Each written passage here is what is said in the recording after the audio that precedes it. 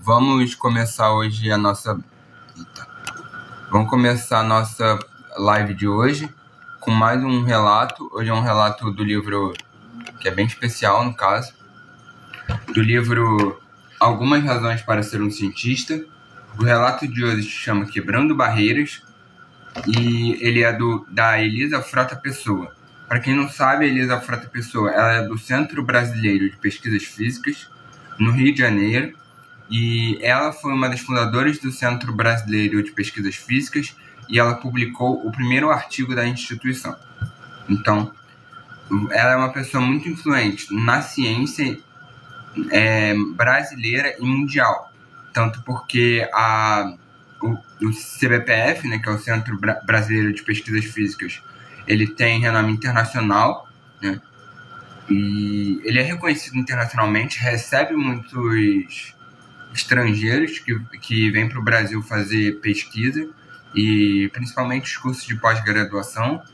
Outro dia, eu estava lá do lado do CBPF, inclusive, e que estava na UFRJ, foi lá almoçar, porque assim, o lugar onde eu estudo, que é a Unirio, é perto, é assim, 5 minutos andando, no máximo uns 10 minutos andando da UFRJ. Eu fui lá almoçar, porque eu tava afim. E aí, tava tendo um evento, para vocês verem a magnitude do que é o CBPF. Tinha vários cientistas de países como China e Índia, por exemplo. Então, você vê que pessoas de diversos lugares do mundo vêm para o Brasil, para o CBPF, inclusive, não só o CBPF, como o INPA, que é o Instituto de Matemática Pura e Aplicada, também são institutos de renome internacional, então vale a pena vocês ficarem ligados nisso. Inclusive, o CBPF, tanto o CBPF quanto o INPA, eles têm aulas e palestras no YouTube. Então, eles têm diversos eventos que eles fizeram disponíveis no YouTube para quem quiser assistir, se vocês tiverem interesse. E para vocês que gostam de filosofia, eles fizeram um evento que se chama A Miséria da Ciência Sem a Filosofia, algo do gênero, que eles falam da relação entre a ciência e a filosofia. Se vocês pesquisarem esse nome no canal do CBPF, né, pesquisarem no próprio YouTube, vocês vão ter na íntegra o evento, né? Então é interessante. E tem outros temas também, porque eles não fazem só eventos de física, fazem divulgação científica no geral, né? Então as palestras são de temas diversos e vocês conseguem assistir no canal do CBPF. Vamos agora para o relato de Elisa Frota Pessoa. Quando nasceu, em janeiro de 1921, o futuro de uma mulher era provavelmente terminar o curso normal, casar e ter filhos. No caso, o curso normal é o que forma as normalistas, que é o curso de pedagogia nível médio. Seria como se fosse o que é o técnico no caso da pedagogia. A pedagogia tem um curso normal, em que você faz o curso junto com o ensino médio e se forma professor de ensino fundamental, principalmente. Então, nessa época, o principal era o curso normal. Se eu não me engano, minha avó é formada em pedagogia, ela, no ensino médio, fez no Instituto de Educação do Rio de Janeiro o curso normal. Então, o futuro de uma mulher era provavelmente terminar o curso normal, casar e ter filhos. E isso era o que esperava o pai, advogado, para sua filha Elisa. Mas não foi bem essa a história da física Elisa Frota Pessoa. Nas primeiras aulas do ginasial, seu professor de física, Plínio Sussegdin da Rocha, da Rocha, depois de corrigir exercícios feitos em casa por ela, perguntou brincando se o seu pai ou algum irmão mais velho gostava de física. Não imaginava que uma menina pudesse fazer aquele trabalho tão bem. Tá? Ela fez o trabalho bem e o professor achou que foi ou o irmão ou o pai dela. Tamanho preconceito que a gente tinha na época e a visão de que ciências exatas eram coisa de homem.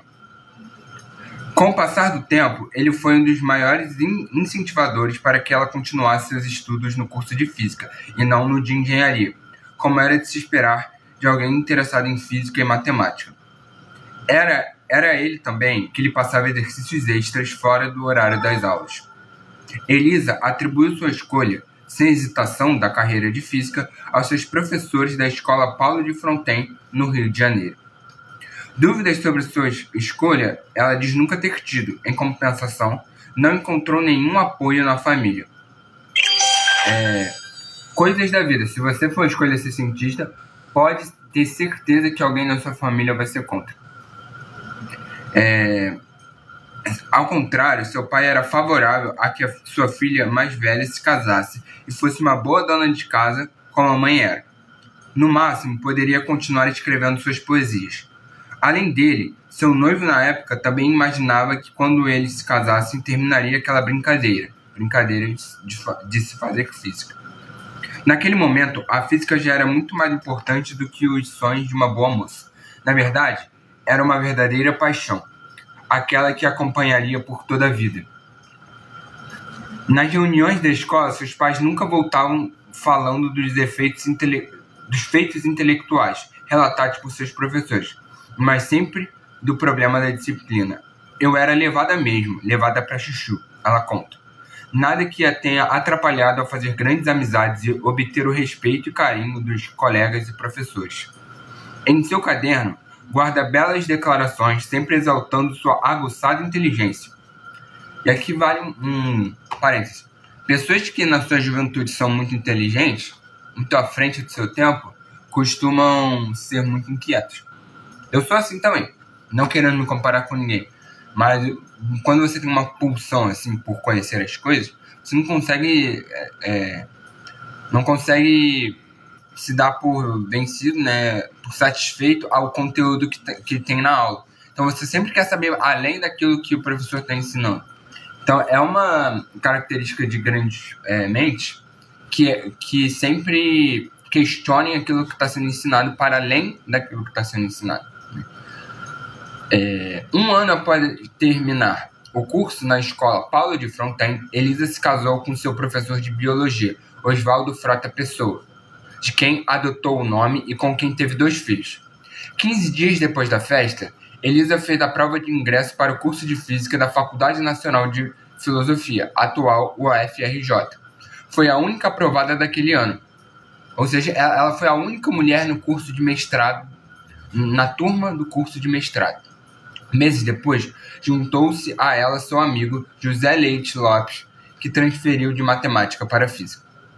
Durante a faculdade, começou a trabalhar com o professor Joaquim Costa Ribeiro, de quem já era assistente Jaime Tiomo, seu grande companheiro de laboratório, que anos depois se tornou seu grande e atual marido. Costa Ribeiro estava, como ela lembra, apesar de bastante cioso dos equipamentos, sempre pronto a discutir e explicar o que lhe fosse perguntado. Elisa conta que saía de suas aulas sempre com a sensação de não ter dúvidas. Suas explicações eram objetivas e tudo parecia muito claro, até chegar a hora de resolver problemas, então era necessário estudar mais ou voltar a ele para esclarecer. O que torna um professor interessante é dar certa liberdade aos alunos no sentido de deixá-los desenvolver sua criatividade, dar bastante exercícios e corrigi-los, fazer pesquisas e transmitir entusiasmo aos alunos, diz ela. Em sua vida como pesquisadora e professora, parece ter guiado por essa máxima, contando ela que sempre tratou seus alunos como filhos. Sua proximidade com eles e as constantes visitas que ela e Tiomo recebiam deles em casa, até tarde da noite, renderam-lhes horas de interrogatórios durante o governo militar. Veja bem, ela recebia os alunos que ela dava aula em casa, isso rendeu a ela interrogatórios do governo militar. Queriam saber que tipo de subversão eles estavam ensinando aqueles meninos. Chegaram à conclusão de que o assunto destes encontros era apenas ciência.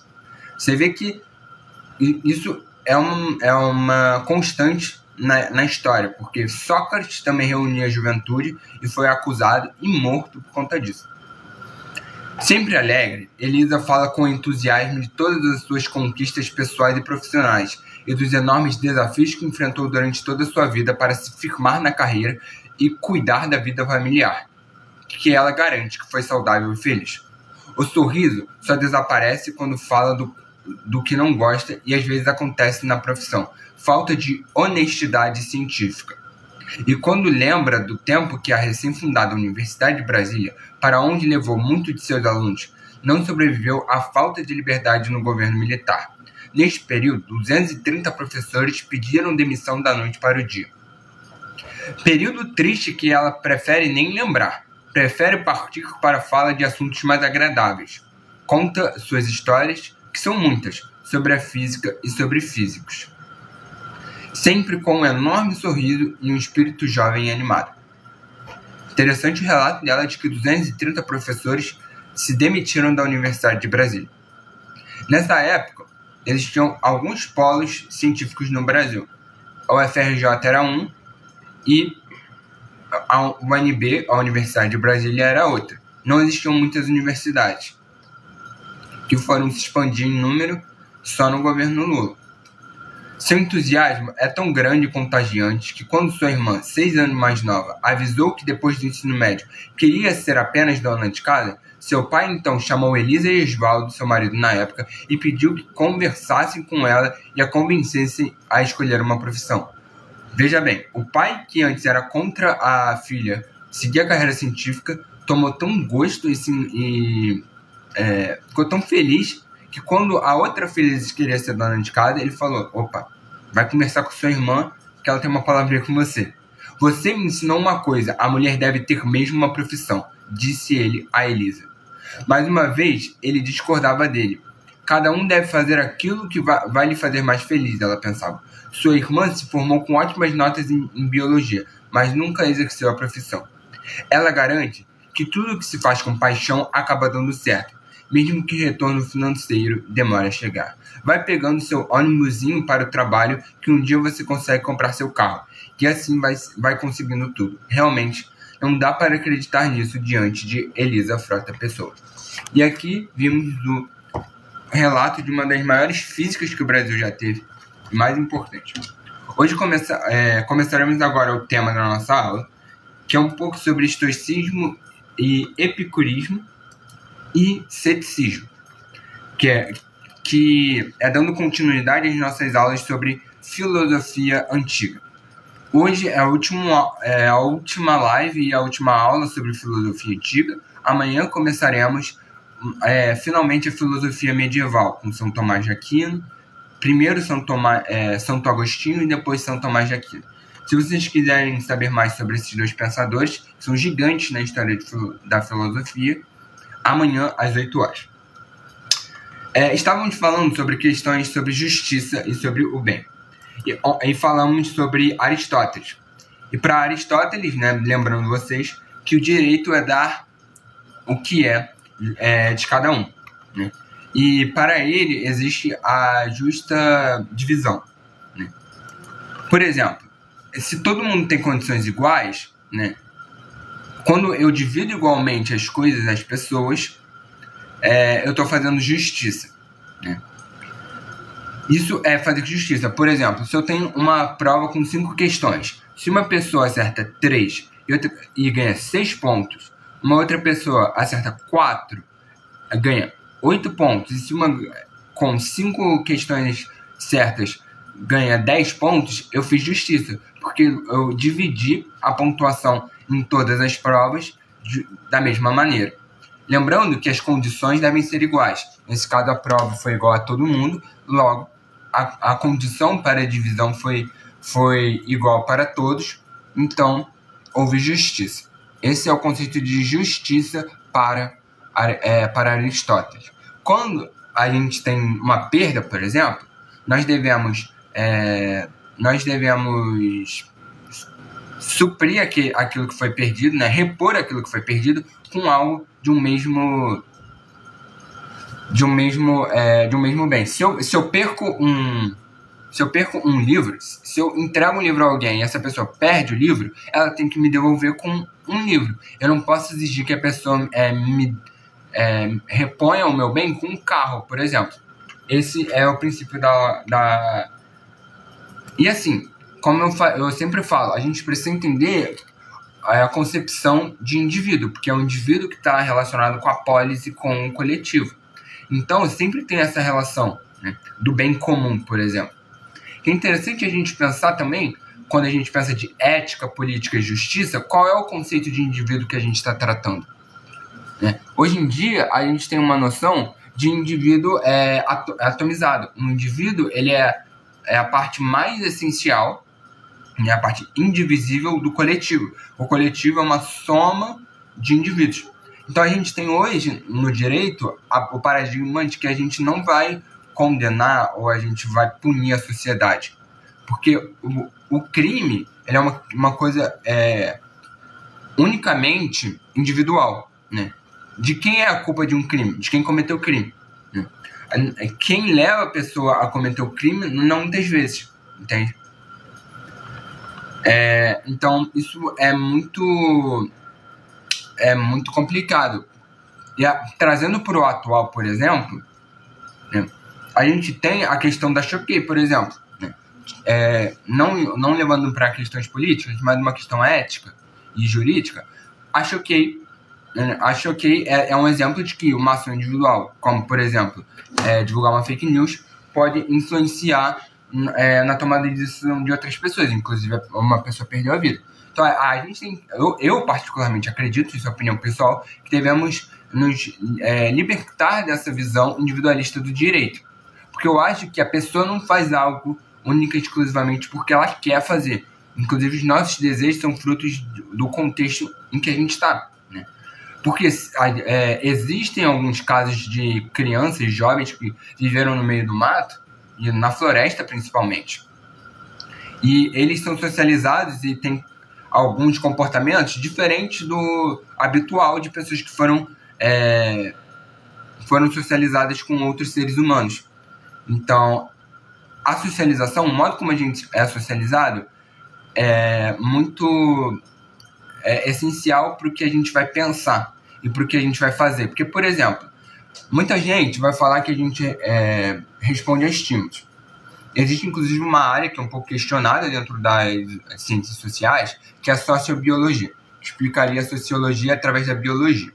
Mas, por exemplo, a fome é uma questão biológica, correto? Mas o desejo por determinada comida é algo estritamente social. Se eu tenho vontade de comer uma feijoada, por exemplo, que é uma comida brasileira, isso é algo cultural. Então, assim, por mais que a gente nós respondamos a alguns estímulos biológicos, existe o social também, entende? Porque, por exemplo, a gente pode dizer que a ansiedade é algo biológico do ser humano, né? Existem sinapses no cérebro e tudo mais. Mas o que causa ansiedade é algo estritamente cultural. Você vai ver que pessoas de culturas diferentes vão lidar com a mesma situação de forma diferente.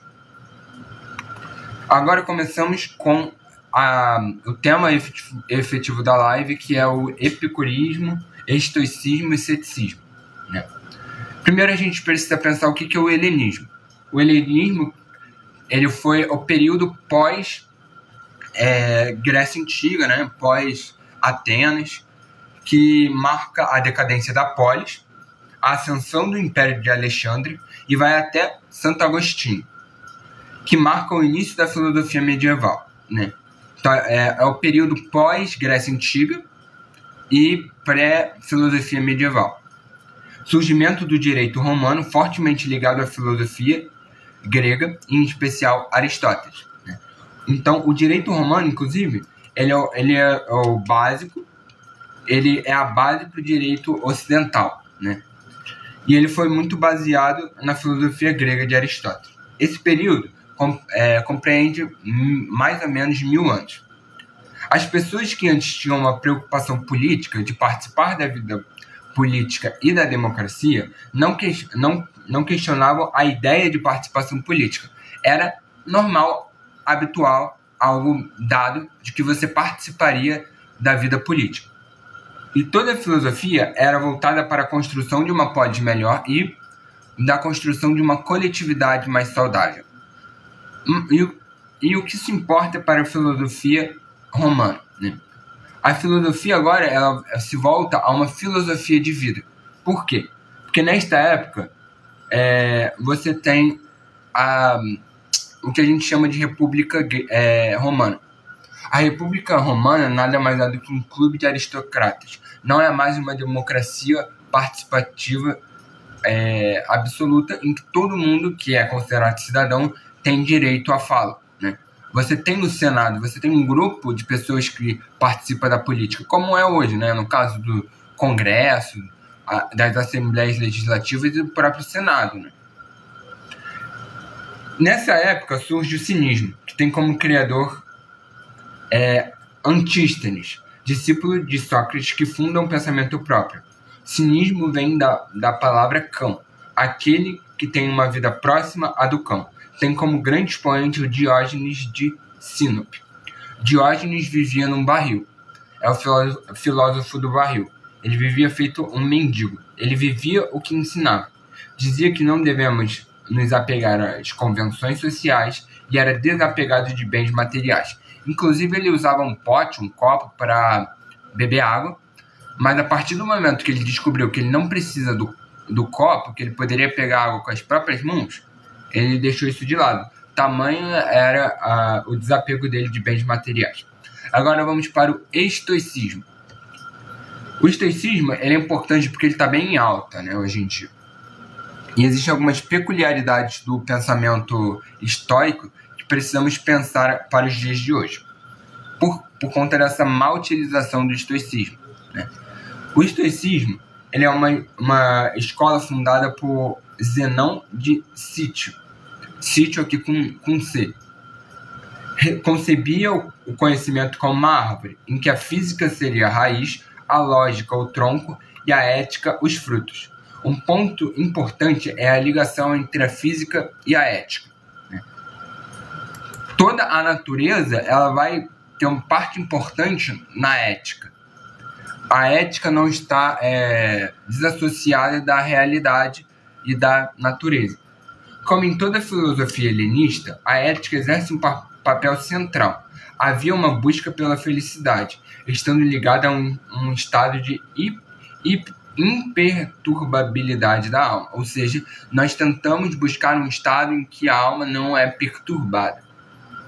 E aí é interessante porque é uma perspectiva da nossa felicidade e da nossa alma ser imperturbada.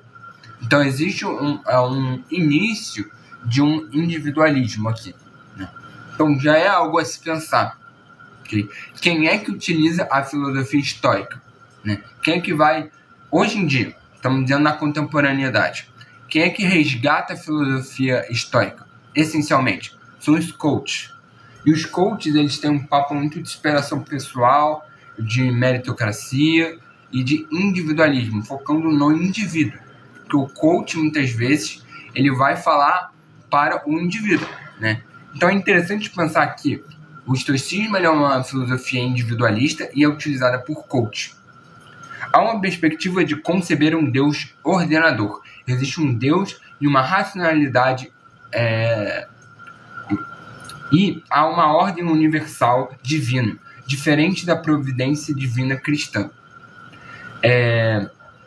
Essa é uma providência ordenadora, pois devemos estar em ordem com a natureza. Como eu disse, a natureza e a filosofia andam juntos. Todos os ensinamentos têm ligação com a própria natureza. E a natureza realmente, né? É aquela natureza que a gente chama de árvore, né? A árvore, o rio, por exemplo. A gente tem muita essa coisa, né?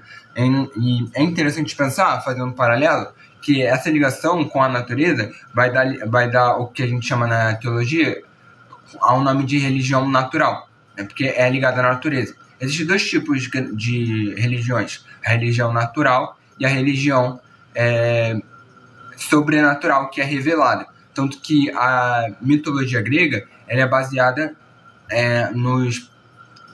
nas forças da natureza. Cada um dos deuses gregos, eles representam uma força da natureza, né?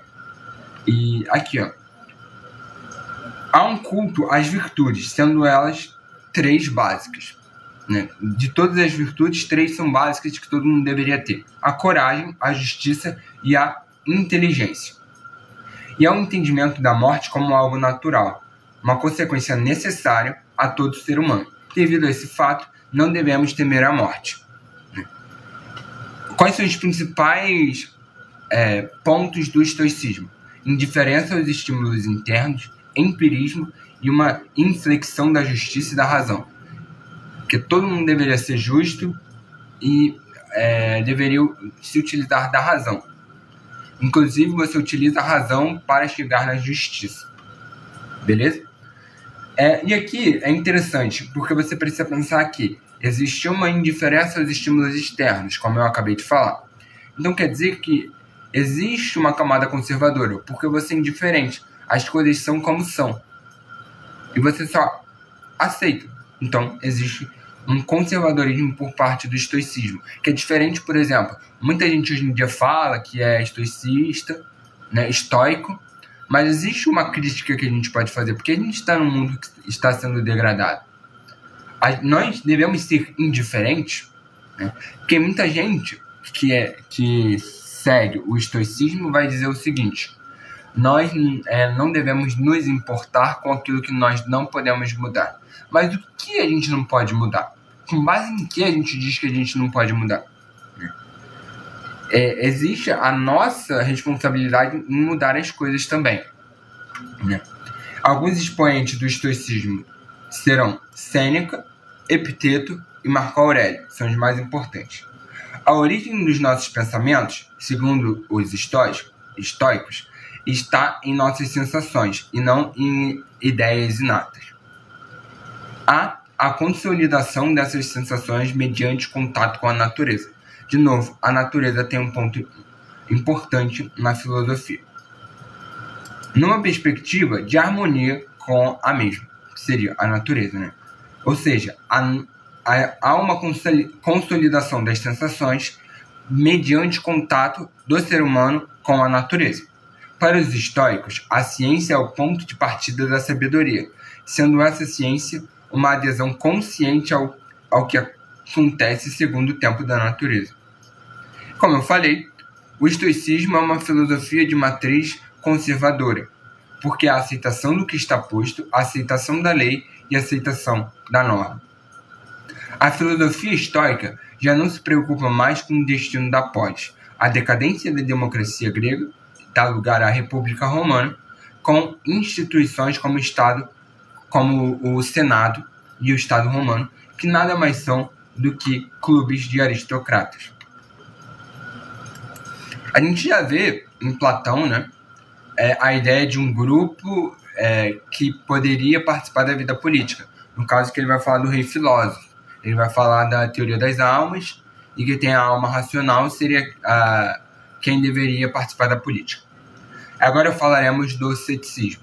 Fundado por Pirro de Elis, o ceticismo vai questionar tudo. Existem três tipos de filosofia dogmática. Três tipos de filosofia, sendo uma dogmática, que afirma que a verdade existe. Né? Inclusive, quem vai ser um ferrenho crítico do dogmatismo é o Kant. Porque ele é idealista no sentido de que ele vai dizer que existe algum ceticismo, né? Os idealistas, no geral, são céticos em relação à realidade e à forma como nós acessamos o conhecimento.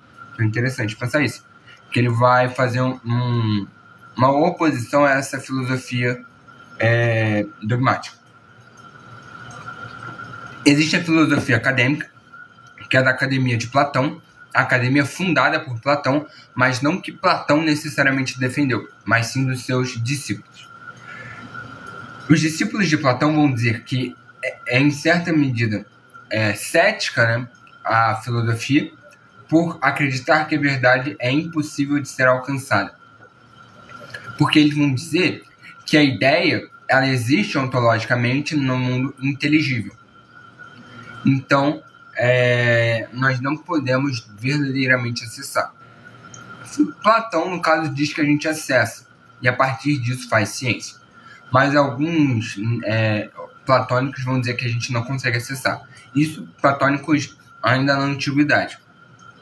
Porque outras filósofos, como a gente vai ver mais para frente, São Tomás de Aquino, serão neoplatônicos. O próprio Galileu também é neoplatônico, porque eles acreditam nessa verdade no mundo abstrato, né? Tanto que, fazendo um parênteses, Galileu ele não fazia experimento. Ele achava que a hipótese, que esse é o grande salto da ciência moderna, ele diz que a hipótese e o modelo são suficientes para explicar a realidade. E o experimento, e veja que aqui o experimento é diferente de experiência. Experiência temos todos, né? O que a gente tem no dia a dia é experiência. Experiência que a gente vive. Experimento que tem a ver com método. Ele diz que o experimento ele seria como se fosse uma ferramenta retórica, né? Uma ferramenta apenas para que você conseguisse convencer aquelas pessoas que estão ouvindo da sua ideia. Enfim, e aí ele também vai ser platônico, né? Existe até um texto aí, acho que é do Coiré, para quem quiser, é com K, se eu não me engano, é Koyre. Koyre, um historiador da ciência, e ele tem um texto linkando o pensamento de Galileu com Platão. E aí tem a filosofia cética. Não se sabe se podemos de fato ou não acessar e alcançar a verdade. No caso, eles não vão fazer juízo sobre as coisas. Eles vão fazer a suspensão do juízo. Quer dizer que não tem como omitir uma opinião sobre as coisas. Agora iremos para Epicuro. O fato interessante de Epicuro é sobre Epicuro que Marx vai fazer sua tese, que é a diferença da filosofia da natureza entre Demócritos e Epicuro. Epicuro é o primeiro filósofo materialista sistemático. Não acreditava numa razão ordenadora. Então ele vai ser o que vai iniciar o materialismo, que depois vai dar em Marx, por exemplo. Mas Marx não fazendo comparações entre o materialismo de um e outro, mas o que acontece? Quer dizer que a realidade que existe é a realidade material. Isso quer dizer o materialismo. Por quê? No caso, os idealistas eles vão dizer que existe uma realidade não material, sobrenatural, talvez. Em alguns casos, sobrenaturais, no caso da religião, e em outros casos, uma realidade metafísica. E o que acontece? O que essencialmente quer dizer o materialismo? Quer dizer que as coisas que podemos conhecer, elas são materiais, estão no mundo material. O idealismo vai dizer que a estrutura é inteligível, ou seja, aquilo que podemos conhecer não está na realidade. Voltando ao ceticismo, porque eles têm um ceticismo em relação à realidade material. Alguns vão dizer que as coisas materiais não existem. Ou a gente não pode ter certeza que existem as coisas materiais. Outros, como Descartes, vai dizer que nós não podemos saber se as coisas são o que são. Não por conta das coisas materiais em si. Veja bem, alguns vão centrar isso no material, nas coisas materiais, os idealistas, né? Vão dizer que o problema está na materialidade, enquanto outros vão dizer que está no próprio ser humano. Que o ser humano tem alguma limitação de interpretação. Qual é essa limitação dita por Descartes? São os sentidos. Ele diz que os sentidos vão nos enganar, né? Então é interessante pensar isso. Epicuro vai pensar uma canônica, uma disciplina de regras e critérios para que possamos alcançar a verdade. A sensação, por exemplo, fazendo um paralelo com Descartes, que fala que as sensações e os sentidos não são possíveis de nos levar à verdade sobre a realidade, Epicuro vai dizer que sim. Ele vai dizer o que pode estar errado é a nossa opinião sobre a sensação, o que nós interpretamos na sensação. Ele vai dizer que existe a pré-noção, que são os termos e conceitos. Inclusive, se vocês quiserem, aqui eu vou dar um adendo que a gente ainda está falando de filosofia antiga. Vocês, se quiserem saber como os conceitos são formados, como os termos são formados, vocês podem ler o Organo, que é o livro de Aristóteles.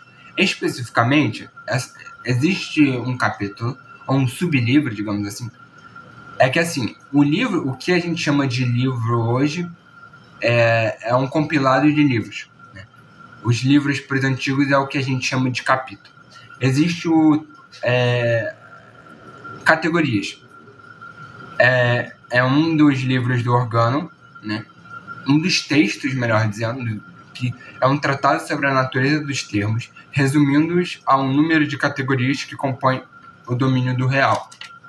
Então, se vocês quiserem, vocês podem pesquisar esse texto do Aristóteles, que vai estar lá dizendo bem direitinho. Se vocês tiverem dificuldade, tem um outro livro também, que aí esse já não tem português, que é em inglês, que é An Introduction to Traditional Logic, que traduzindo seria uma introdução à lógica tradicional, que é Classical Reasoning for Contemporary Minds, ou seria tipo a razão clássica para mentes contemporâneas. E ele vai explicar a lógica, é um livro de lógica, mas baseado em Aristóteles. Ele explica a lógica de Aristóteles. E aí ele vai dizer, por exemplo, que a gente tem, por exemplo, o sinal.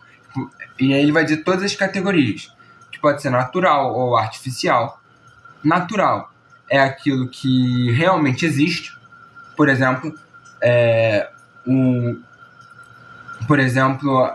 a fumaça. A fumaça é um sinal de que há fogo. Não necessariamente, mas assim, 99% dos casos, onde a fumaça é fogo. Isso é um sinal natural, que é uma relação natural. Existe o artificial, como sinal de trânsito, por exemplo. Por quê? O amarelo, o vermelho e o verde não querem dizer nada em termos de trânsito. Então, existe uma convenção. Existe também o material e o formal, né? O material é aquilo que existe materialmente. O formal é o que não existe. Aí a gente tem os conceitos. O conceito pode ser simples ou complexo. O simples seria maçã. Agora, uma maçã vermelha brilhante ou simplesmente maçã vermelha seria complexo, porque a gente já está colocando mais de um conceito. O conceito da cor, né, e com o conceito da fruta. Pode ser abstrato ou concreto, e também pode ser coletivo ou divisível, que eu não sei traduzir exatamente, mas ele pode dizer, por exemplo, o conceito ele pode estar falando sobre um objeto em específico. Por exemplo, vamos supor que eu esteja comendo uma maçã. Você fala, esta maçã está podre. O conceito de maçã é utilizado para a maçã em específico, mas você pode falar, as maçãs são frutas doces. Você está falando do conjunto de maçãs, né? Então, existe uma relação dos termos e dos conceitos com a realidade, né? E aí você tem os termos que podem ser unívoco, equívoco ou analógico, né? Eles podem ter eles podem ser usados de uma única forma, podem ser utilizados em algumas situações parecidas, ou eles podem ser utilizados de formas totalmente diferentes, como, por exemplo, o termo manga. A gente pode utilizar manga tanto para a fruta quanto para a parte da roupa, por exemplo, né? E aí, depois você tem as categorias, que é a substância, a qualidade, a quantidade, a ação, entre outros, né? Várias outras coisas que são explicadas nesse livro, tanto no Organon, né, principalmente no Categorias, e nesse livro que é a Introdução à Lógica Clássica, que eu recomendo demais, assim, eu recomendo muito, porque ele não vai falar só sobre isso, ele vai falar também sobre silogismos, que isso é só o início do livro, né? Ele vai falar sobre silogismos e tem uma parte final muito boa, porque ele trata de falácias. Se você quiser saber falácias argumentativas, é muito bom esse livro. Enfim, isso tudo para fazer um parêntese sobre noção, né?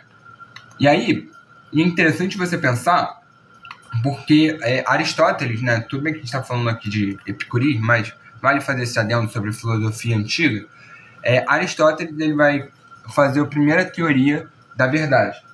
existe uma teoria da verdade como uma teoria da correspondência, que é a correspondência do termo com a realidade. E aí, de novo, mais uma recomendação. Se vocês procurarem aí no YouTube, vocês vão ver que existe um curso que é a Teoria da Demonstração de Aristóteles, que é da FFLHC, a Faculdade de Filosofia e Letras e Ciências Humanas da USP, que explica também sobre esses conceitos. Mais uma coisa para vocês compreenderem. Hoje em dia, a gente não tem mais esse paradigma da lógica, porque hoje em dia a lógica é uma lógica chamada lógica simbólica.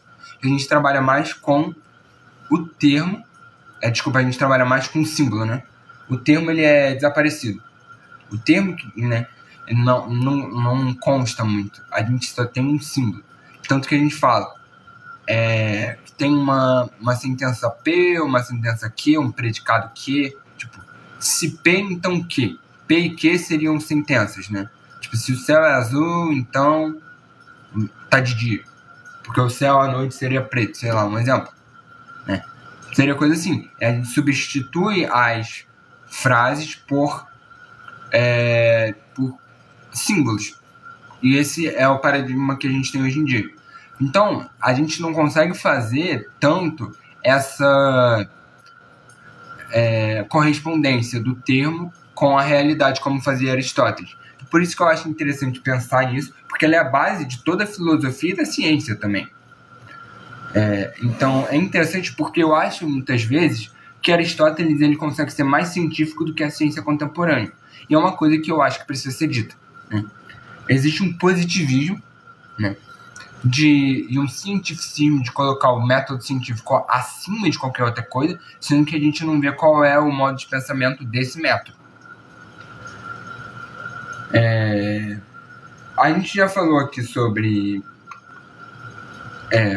o conhecimento, né, e sobre a relação com a natureza em outros lugares. Aqui também, no epicurismo, epicurismo também vai ter uma noção com a realidade, mas é uma coisa muito diferente. Porque não existe aqui uma noção de razão ordenadora universal e de intervenção divina. Ele retoma o atomismo grego, que ele diz que existe o átomo, que é a porção indivisível. Okay? Quebra a dualidade entre o princípio espiritual e o princípio material. Até a alma, para ele, seria feita por átomos, o que é meio herético para outros modos de pensamento, como o cristianismo, porque ele acreditam numa alma, e essa alma do cristianismo, ela é uma alma imaterial, né? Então você vê o que ele está falando, que existe materialmente, porque assim, os gregos, eles acreditavam que o átomo é algo que existe materialmente, e o Epicuro está dizendo que essa alma é composta de átomos. Então, assim, ele vai ser bem rejeitado depois, né? Porque ele é muito materialista. Existem diversos tipos de formas de encarar, né, a realidade, assim. Tem um livro, inclusive, de filosofia, de história da filosofia, que é da União Soviética, que eles colocam como cerne da história da filosofia a dualidade entre o materialismo e o idealismo, né? Então é interessante pensar nisso, porque a gente tem aqui o germe do materialismo, né? Sendo que aqui o materialismo dele está fundado no átomo, enquanto que o Marx ele vai fundar o materialismo na produção material da vida. Que a gente vai ver isso mais pra frente, quando a gente chegar em Marx. Semana que vem a gente está chegando lá. Os átomos estão em constante movimento e nesse movimento aleatoriamente se chocam. Vamos explicar de novo. Os átomos estão em movimento e eles vão se chocar. A partir desses choques entre os átomos é possível a formação daquilo que constitui tudo o que existe. Isso aqui é muito interessante de se pensar. Algumas pessoas vão falar, alguns pensadores que tratam de Epicuro, na antiguidade mesmo, né, eles vão traçar uma ética que deriva diretamente de sua física. a liberdade está intrinsecamente ligada à matéria.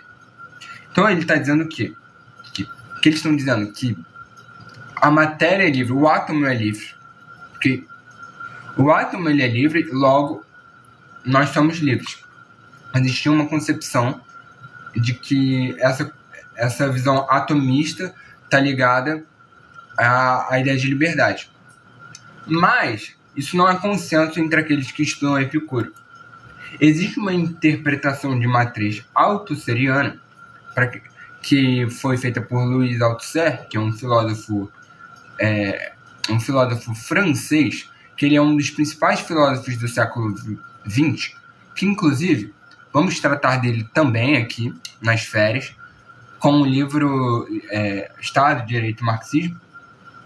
Mas enfim, ele vai falar uma coisa um pouco diferente sobre esse atomismo. Ele vai falar que os desvios atômicos não devem ser pensados como uma noção de liberdade. Devemos pensar como demonstração do acaso e do aleatório, contrapondo a noção de origem. Então ele está dizendo basicamente que as coisas são feitas aleatoriamente. Porque, segundo a concepção de Epicuro, os átomos eles se chocam aleatoriamente. Não existe uma forma definida para as coisas serem feitas. Com isso, ele está dizendo que não existe uma razão ordenadora que é criadora das coisas. Na verdade, o que ele vai dizer é o seguinte: o acaso que cria a nossa materialidade. Inclusive, essa é uma das premissas que serão negadas pelos cristãos. Sim, é sempre interessante pensar, porque a gente faz um paralelo, que sempre tem uma outra filosofia que está negando alguma coisa. Algumas coisas eles vão pegar, outras coisas eles vão negar. Porque existe essa dialética, né? Nós não podemos pensar a história da filosofia sem pensar a dialética, né? Então isso é interessante, né? No caso que a dialética da história da filosofia para os soviéticos, lá no manual de História da Filosofia, era a dialética entre as ideias materialistas e as ideias materialistas e idealistas. Deixa eu pesquisar aqui, que eu acho que eu consigo achar o nome desse livro aqui para vocês. Mas é um compêndio, né? É um compêndio. É aqui, ó. Compêndio de História da Filosofia. Se vocês pesquisarem História da Filosofia ou RSS, vocês conseguem achar esse livro. Tá no Marxist.org, né? O Marxist, que é a biblioteca marxista na internet. E aí eles vão falar de filosofia antiga, condições históricas do nascimento da antiga filosofia na Grécia e Roma, antigas características gerais dessa filosofia. Aí tem os primeiros materialistas da antiga Grécia e a germinação do idealismo, a luta entre o materialismo e o idealismo durante o período de florescimento da Grécia escravista. Depois eles vão falar sobre a filosofia da Idade Média, a filosofia do Renascimento, a luta entre o materialismo e o idealismo entre os séculos 17 e 18. E aí vão falar sobre diversos autores, como Francis Bacon, Thomas Hobbes, Descartes, Spinoza, Leibniz, Newton, Locke, entre outros. Fica aí a indicação. E tem uma outra indicação de livro também, que é a indicação de livro do Althusser. Porque o que acontece? O Althusser ele não simplesmente fala sobre a interpretação dele do atomismo de Epicuro. Ele escreve um livro, que é A Corrente Subterrânea do Materialismo do Encontro. Encontro porque justamente fala sobre o choque de átomos. Porque ele vai dissertar em relação a essa ideia de encontro de átomos e como as coisas surgem a partir do encontro de átomos. Então, A Corrente Subterrânea do Materialismo do Encontro, de Louis Althusser. Por fim, o prazer e a dor também são coisas que são norteadoras, né? Prazer é igual a ausência de dor e sofrimento. Lá em cima, nós falamos que existem 3 critérios para que a gente possa alcançar a verdade: a sensação, a pré-noção, que são os conceitos e os termos, as coisas que a gente já tem, e o prazer e a dor. E é interessante pensar aqui porque ele fala do prazer e da dor como ele fala do prazer como ausência de dor e sofrimento. O prazer não está diretamente ligado ao que a gente, na filosofia cristã, chama de pecado. Porque para ele, o que traz sofrimento não pode ser prazeroso. O verdadeiro prazer tem a ver com o equilíbrio. Isso tem muito a ver com a ética aristotélica, porque Aristóteles também vai falar da dosagem, de dosar as coisas. Nós não podemos pecar pelo excesso, nem pela falta. Os desejos, em sua maioria, são algo natural e necessário. Mas há desejos que não são necessários e desejos que não são nem naturais nem necessários. Por exemplo, é o que eu falei, né? Existem coisas que são biológicas do ser humano, mas existem coisas que são sociais. Exemplo, se eu estou com fome, isso é um desejo natural e necessário, porque eu necessito comer alguma coisa, necessito sentir fome, porque se eu não sinto fome eu vou morrer. Porque eu vou morrer porque o meu corpo não avisa que está precisando de alimento. Mas se eu digo que eu quero comer um bolo de chocolate, esse bolo de chocolate seria um desejo, mas ele é um desejo não necessário. Okay? O que quer dizer necessidade, né? Necessidade é aquilo que deve ocorrer. Existe a contingência, que é aquilo que poderia ser diferente. Por exemplo, chover é uma contingência, né? Se hoje chove, é algo contingente, porque poderia não chover. Algo que é necessário é algo que não pode ser diferente. Então, quando a gente diz que algo é necessário para um determinado fim, sempre quando a gente fala em necessidade, é uma premissa. Né? É uma premissa que ela vai ser necessária para uma conclusão. E existem as coisas que são necessárias e suficientes, e coisas que são necessárias, mas não suficientes. Suficiente é quando aquela necessidade basta. Okay? Quando a gente fala, por exemplo, que água é uma necessidade humana, quer dizer que é necessário, ou quer dizer que... Qual é a premissa? A premissa é que o ser humano precisa beber água. A consequência é a vida humana. Por que a água é necessária? Porque sem a água como premissa não temos a vida humana. Então existe uma necessidade.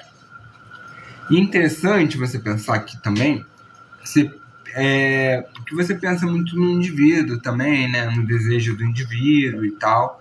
E é interessante pensar nas condições materiais. Porque aqui a gente já vem num declínio da democracia grega. Okay? E é interessante porque a gente vai ter noções diferentes de política e de direito que vão se individualizando conforme a gente individualiza a prática política, né? Porque não é mais a polis que está decidindo, você não está decidindo pela polis também, né? Entende? Você não está decidindo para a polis, você está decidindo para você. Entende? Você vai lá fazer... E aí, tanto que acontece? Você vai lá, você não está discutindo com a polis, tá ligado? Você não está discutindo com a polis. Hoje em dia, quando você está no Senado ou na Assembleia Legislativa, ou tanto na Câmara dos Deputados, é um político discutindo com outro. Você está discursando para políticos. Por isso que também tão individualizado. Então, existem questões próprias materiais do Brasil também, que Oliveira Viana, inclusive, vai falar sobre isso. Mas, de modo geral, no mundo é isso. Você está falando não com a polis, entende? E existe um grupo seleto que vai falar. Então, são pessoas que são aptas a participar da vida política falando com pessoas da vida política. E aqui a gente tem um germe do individualismo, tá ligado? que a gente vai ter depois uma noção muito mais individualizada. E aí você tem uma noção individualizada também na filosofia cristã, porque você fala do salvamento, da salvação. Você fala que essencialmente, o que é salvo no cristianismo? No cristianismo, o que é salvo é a alma. A alma é salva. Então você está dizendo que individualmente a pessoa será salva. Então é interessante você pensar isso também, sabe? Como o declínio da democracia participativa grega dá lugar a diversas filosofias extremamente individualistas. E aí, assim, não é fazendo um juízo de valor, mas é uma constatação. Porque aí você pode dizer que a noção, o paradigma coletivo é o que vale. Eu particularmente acredito. Porque a gente não está dizendo... Porque, assim, muitas vezes a gente fala assim, o que eu estou fazendo não importa, né? Se a pessoa fez determinada coisa, é porque ela quis. Esses debates são muito contemporâneos, não só por causa que eu já falei da Choquei, né? Como um ato da Choquei e de outras páginas de fofoca culminaram numa ação de outra pessoa, né? Então você está dizendo que existe um caráter coletivo da ética, né? Existe também uma outra questão contemporânea, que é a questão da Blaze e de outras casas de aposta. Por quê? O Carlinhos Maia se utiliza dessa visão muito individualista. Ele fala, não, eu não estou influenciando ninguém. Se a pessoa fez, é porque ela quis fazer. Se ela não sabe lidar com o jogo, então ela não joga. A culpa não é minha, eu só fiz a propaganda.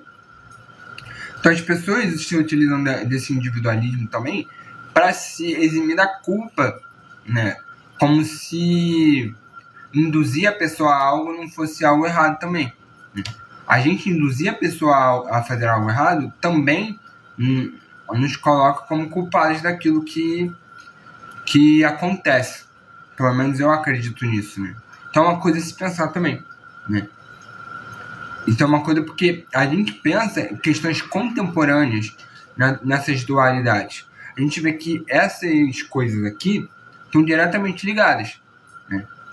Se a gente for pensar numa lógica e numa ética aristotélica para pensar o mundo de hoje, a gente vai pensar que, sim, os influenciadores têm que ser responsabilizados pelo que o seu público está fazendo. Porque a ética ela não pode ser pensada fora do coletivo. Porque, assim, o que é ético, né? O que é ético? O ético ele tem a ver com a gente lidar com uma outra pessoa. E se o que a gente está fazendo é justo ou não, né? E é interessante pensar sobre a justiça em Aristóteles, fazendo uma comparação, que Aristóteles ele tem uma concepção materialista da ética também. Por quê? Porque ele fala, por exemplo, lavar calçada, gastar água, sei lá, tomar banho de chuveiro, é algo injusto ou justo? Isso depende das condições materiais que a gente está levando em conta. Por exemplo, um consumo de água na Amazônia, sei lá, perto do rio Amazonas, onde existe uma abundância de água, é muito diferente de um lugar onde está tendo seca. Por exemplo, em São Paulo, em que o reservatório de água está baixo. Então, existe uma questão também que não é universal. O que é considerado justo e injusto, por exemplo. Eu comecei lá 3 kg de comida num restaurante self-service, tá tudo bem, porque todo mundo tem comida. Agora, na minha casa, por exemplo, se a minha família tiver um pouco de dinheiro e tiver faltando comida, é injusto eu comer 3 kg de comida, né, no almoço. Então existe essa questão também, que você pensa em relação ao outro. Agora, o que é justo, o que não é justo? Em outras filosofias, como o próprio cristianismo, você tem uma questão de justiça individual. Por quê? A justiça para com Deus. É o que você faz, né? Por exemplo, é independente do outro, entende? Então é interessante você pensar. Existem duas coisas que a gente pode pensar aqui, né? Que é o indivíduo e o coletivo, e o materialismo e o idealismo. De novo, coletivo, indivíduo, materialismo, idealismo. Inclusive, nas ciências sociais, como eu já falei em outras lives, isso vai levar à dualidade entre a teoria da ação e da estrutura. A gente explica as coisas na ação do indivíduo ou na estrutura social. Então, é interessante vocês pensarem porque isso é o processo dialético na formação do conhecimento. Vocês vão ver muito, assim, físicos, biólogos, químicos, principalmente físicos e biólogos. Preste atenção no que eles falam, principalmente os físicos e biólogos da mídia, porque são as principais ciências que tem. É como se as outras ciências fossem um pouco auxiliares. Por exemplo, a química seria, por exemplo, uma auxiliar. A matemática também, de certo modo, auxiliar a biologia e a física, né? Enfim, de modo geral. Existem os casos que eles vão falar numa visão teleológica. Tudo está seguindo um fim determinado, né? E é isso. E aí você tem uma youtuber em específico aí falando o que é ciência e o que não é ciência. Todo vídeo ela faz um vídeo diferente falando sobre determinada prática, ciência ou não é ciência, como se não existisse um debate, né? Como tudo culminou na ciência que a gente tem hoje, né? Como se a história do pensamento, a história da filosofia fosse uma história evolucionista em que a gente chega no ponto máximo, que é a ciência moderna, e aí a gente hoje em dia tem que caracterizar tudo entre ciência e pseudociência, que não é bem o caso, né? Inclusive, na ciência existem diversas concepções do que seria ciência. Então, é interessante vocês pensarem essa dualidade. Mais para frente, né, chegando na filosofia medieval, vamos tratar de alguns nomes, como Berkeley, Locke, Descartes, o próprio Kant, e a gente vai tratar de outros embates, porque os embates agora estão em relação ao materialismo, o idealismo, o coletivismo e o individualismo. Só que depois a gente ainda vai falar sobre como a gente alcança a verdade. Porque por enquanto a gente só fala onde? No mundo material ou no mundo inteligível, né? No mundo metafísico. Depois a gente vai entender como. É através do racionalismo ou do empirismo. O que seria empirismo? O que seria racionalismo? Vamos ver isso mais à frente. Amanhã nós voltaremos às 8 horas da noite com filosofia medieval. Vamos falar sobre Santo Agostinho e São Tomás de Aquino, que existe um componente ético muito grande. Então, para discutir ética vai ser muito interessante pensar nesses autores, para a gente continuar discutindo sobre direito e essas coisas mais. E aí, provavelmente vai ser só uma live sobre filosofia medieval, porque tem dois grandes pensadores, né? Filosoficamente relevantes, assim digamos. Os outros também são importantes, mas são mais teólogos do que efetivamente filósofos, porque vamos ver que São Tomás de Aquino fala também sobre física, por exemplo. Ele faz uma série de comentários sobre a física de Aristóteles, então eles são importantes filosoficamente também. E aí depois vamos começar a falar já com Galileu e o iluminismo depois, porque o Galileu ainda está nessa passagem entre a Idade Média e a Idade Moderna. Passando isso, já vamos para o iluminismo, vamos falar de filosofia política iluminista. E aí a gente vai ter umas boas lives. Provavelmente a gente vai ter 3 lives, ou até mais, talvez. E aí depois a gente já parte para os gigantes. Kant, Hegel e Marx. E aí vai ser uma discussão muito boa. Depois a gente vai para alguns contemporâneos e depois a gente já começa a falar de sociologia do direito. Vamos falar propriamente das instituições do Estado. Então é isso. Provavelmente eu vou fazer um aprofundamento com vocês em alguns autores, né? Eu vou fazer com vocês um aprofundamento sobre as instituições totais, porque eu acho que é uma coisa importante. O Goffman fala sobre instituições totais, inclusive foi um autor que eu li na graduação, por isso que eu acho importante tratar aqui. Então vamos fazer um aprofundamento maior sobre ele, e provavelmente eu estou pensando, se der tempo, se o meu estudo ocorrer de uma maneira boa, vamos fazer um aprofundamento também sobre Pachucanes, porque Pachucanes ele é o principal filósofo do direito da tradição crítica, da tradição marxista. Então, talvez eu estude mais sobre ele para trazer mais coisas, e talvez a gente possa fazer uns 2 ou 3 episódios, né, 2 ou 3 lives só sobre ele. E o Goffman também, junto com Foucault, vão ser autores que a gente vai aprofundar bastante, porque eles são importantes para a gente entender o mundo de hoje, principalmente a política, né? Então são temas importantes. Então espero vocês amanhã às 8 horas falando sobre filosofia medieval. Então por hoje é só, e até amanhã.